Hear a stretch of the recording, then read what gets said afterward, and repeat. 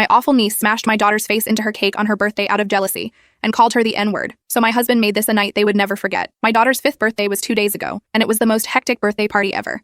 Everyone arrived relatively on time, except for my sister, who came hours late with her children. I don't want to sound like a mean aunt, but her children are bad, disrespectful, and selfish. My sister essentially messed around and found out. She dropped out of college without telling anyone, and used the money our parents would send her to buy substances. Eventually, we all found out, and because they were her ATM, she went broke when they cut her off. In order to get back on her feet, she hooked up with guys for money. Things went wrong, and she got pregnant 2 separate times by 2 guys who didn't want anything to do with her. She doesn't know who she hooked up with, so she gets no child support from them, and she was left alone to raise these kids. Since they remind her of a period in time where she was at her lowest, she tries to pretend like they don't exist, which is why she doesn't care about how they act. She's also grown to hate me even more than she already did because I went to college, have a high-paying job, and have a happy family. I can tell she doesn't like my daughter, and I didn't want to invite her to the party because of it. But my daughter is too young to understand that her aunt doesn't like her, and sees the world through rose-tinted glasses where the word hate doesn't even exist. The party was going well, and my daughter was having a lot of fun. She especially loved the red carpet surprise we did when she entered the backyard in her dress and heels. I heard my niece ask her mom why she never had that for her birthday, and it actually made me sad. I don't think it's fair how my sister treats her kids, but if I ever tried to lecture her about her kids, she would throw a huge tantrum and call me names. But now that I think about it, I don't think my nieces ever had birthday parties, which would explain why she did what she did. When it was time to cut the cake, my daughter sat in her high princess chair with both of my nieces sitting on chairs on her left and right side. We turned the lights off, lit the candles, and we all started to record as we sang happy birthday. I knew this was a party my daughter would never forget, but not for the right reasons. Just as my daughter was about to blow out her candles, one of my nieces blew it out and the other one smashed my daughter's face into the cake. It was so humiliating and it ruined my daughter's birthday. My husband and I rushed to my daughter and I unintentionally pushed the one that smashed her face into the cake onto the floor. She started crying, but I didn't care. The worst part is that some family members were still recording. I yelled at them to stop, but my sister started yelling at me for being immature, pushing her daughter,